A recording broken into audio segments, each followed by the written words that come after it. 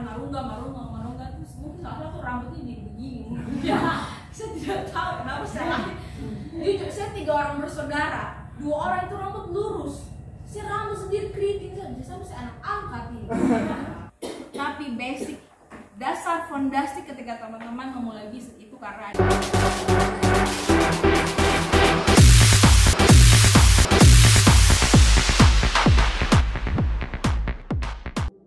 daun kelor. Pastinya sebelum kita memulai bisnis teman-teman, kalau misalkan teman-teman mau memulai suatu bisnis, teman-teman lihat apa di situ? Misalkan peluang, betul sekali. Apalagi potensi, iya kan? Teman-teman kalau mulai bisnis tidak lihat peluang, tidak lihat potensi, di situ namanya apa? Bunuh diri. Teman-teman tidak lihat sesuatu di situ, tapi teman-teman memulai, ya kan? Tapi sebaliknya, jika kalau teman-teman bisa peka, teman-teman bisa sadar, itu akan menjadi suatu peluang yang luar biasa buat teman-teman. Jadi kenapa? Itu landasan kenapa saya memulai daun kelor ini. Bukan karena ini program gubernur. Saya selalu kemana-mana, oh ini orangnya Pak Victor, oh ini orangnya Pak Victor. Saya bilang saya perlu klarifikasi, saya pure murni saya mulai karena ada peluang. Jadi landasan yang paling teman-teman harus lihat dalam memulai ini kalau khusus bicara bisnis ya. Beda kalau nanti sebentar saya jelaskan mengenai bisnis sosial, itu beda lagi. Tapi basic, dasar fondasi ketika teman-teman memulai bisnis itu karena ada peluang. Karena dari peluang, dari kesempatan itu ya akan membuat teman-teman sustain, teman-teman bertahan dengan bisnis itu. Oke? Jadi sekali lagi saya klarifikasi, saya bukan orangnya Pak Victor atau dari dinas mana, tidak. Tapi saya memulai pure bisnis ini karena melihat potensi di situ. Dan tidak hanya potensi, tapi dampak yang bisa saya berikan lewat peluang bisnis itu. Jadi saya mulai 2018 Januari waktu itu, Pak Victor terpilih 2018 Juni. Jadi dalam bisnis pun kita harus melihat yang namanya aspek momentum. Ya, kita tidak bisa pungkiri bahwa kita boleh berusaha sebaik mungkin, tapi kalau kita tidak peka dengan momentum itu juga susah. Jadi waktu saya mulai ini 2018 Pak Victor terpilih, saya tidak pusing cari market, orang yang datang cari saya. Bahkan saya sempat dicari-cari dinas untuk pameran ke sini, pameran ke sana.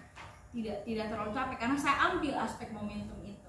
Jadi itu juga teman-teman ketika melihat peluang ada di situ, juga jangan acuh dengan momentum. Apalagi kita memberdayakan petani lokal, pasti akan sangat sinkron dengan program pemerintah. Oke, lain makan marungga terus mungkin salah satu rambutnya jadi begini. Saya tidak tahu kenapa jujur saya 3 orang bersaudara, 2 orang itu rambut lurus, si rambut sendiri keriting saja, saya masih anak angkat ini. Mau tes DNA anak kan, jujur saya 3 orang 2 bersaudara itu semua rambut lurus, saya sendiri yang keriting. Saya punya mama juga rambut agak borong, saya yang paling keriting, saya juga bingung kenapa. Jadi saya kami di Kupang itu juga budaya makan marungga, setiap hari pasti makan marungga. Sampai satu titik saya tanya, saya dulu kerja di Bali, ya tampang gini di Bali laku lah.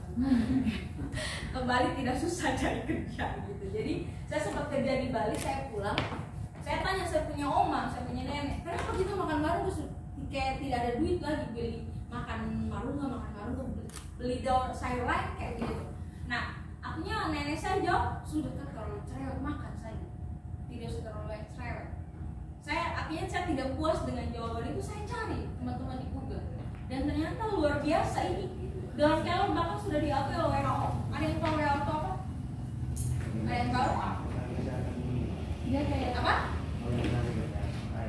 Nah, kepanjangannya apa? Kayak dia menyetujui suatu produk begitu kan? Ya, bisa jadi ya. World Health Organization, jadi organisasi kesehatan tingkat dunia loh teman-teman. Bukan tingkat kabupaten Alor atau kabupaten Timur Tengah Selatan, tingkat dunia. Itu sudah mengakui daun kelor sebagai the tree of life, pohon kehidupan atau the miracle tree, pohon ajaib. Dan the new superfood. Ada yang tahu superfood apa? Superfood, makanan yang nutrisinya lengkap. Itu kayak barang kayak kalau jeruk vitamin cuma dia ada mengandung paling banyak vitamin C, wortel vitamin A. Tapi kalau khusus kelor itu dia sudah diakui WHO dia sebagai superfood. Dia lengkap. Ada vitamin A, vitamin C, antioksidan, proteinnya tinggi dan sebagainya. Teman-teman bisa googling. Sudah banyak sekali informasi mengenai itu. suara bagus, ya kan, pintar-pintar ya, nggak bercanda, ini tidak ada hubungan dengan suara bagus. Jadi artinya bahwa ketika saya melihat fakta ini, saya miris karena di tempat saya di Timur Tengah Selatan stuntingnya tertinggi di Indonesia. Itu yang kenapa akhirnya Jokowi berkunjung kemarin. Ya, dia teman-teman lihat ada fakta bahwa daun kelor di NTT itu melimpah, superfood, nutrisi lengkap, tapi stunting tertinggi.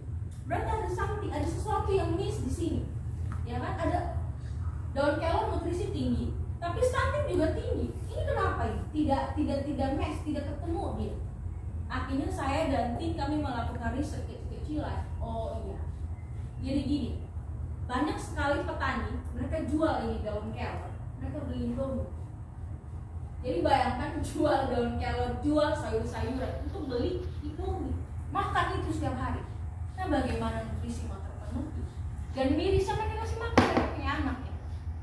Jadi teman-teman kalau berbicara soal stunting nanti kita panjang. Intinya bahwa banyak faktor yang mempengaruhi kenapa sampai stunting itu terjadi.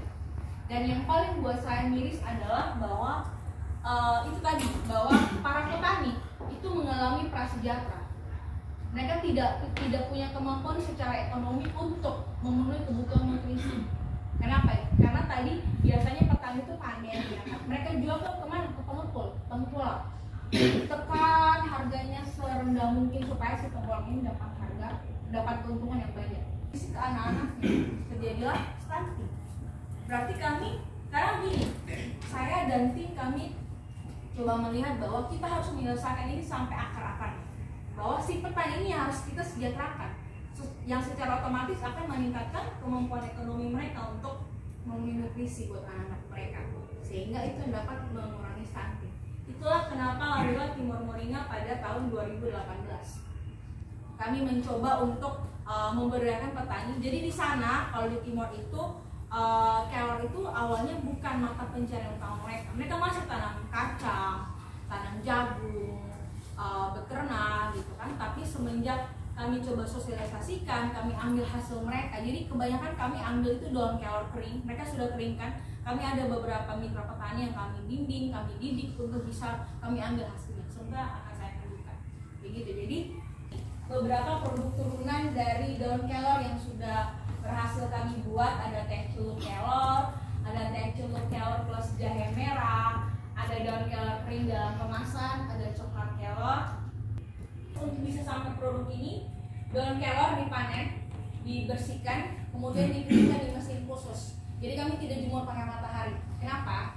Teman-teman, karena sudah ada penelitian, dan bahkan saya kalau sayur-sayuran, teman-teman sebenarnya tidak boleh kayak biasa teman-teman masak bayam, masak wortel, tidak boleh terlalu lama kan? Tidak boleh terlalu lama kok, karena dengan apa namanya pemanasan yang terlalu lama, yang terlalu tinggi suhunya itu dapat merusak beberapa kandungan nutrisi di dalamnya. Nah sama, kalau daun kelor di matahari yang ini kalau orang bilang di NTT itu matahari 2, panas sekali. Itu kalau di Kupang juga hampir sama suhunya kayak di sini, panas sekali. Tapi kalau di Timur Tengah Selatan dia tidak terlalu dingin, tidak terlalu panas gitu. Tapi dia tetap bisa tumbuh subur di Timur Tengah Selatan.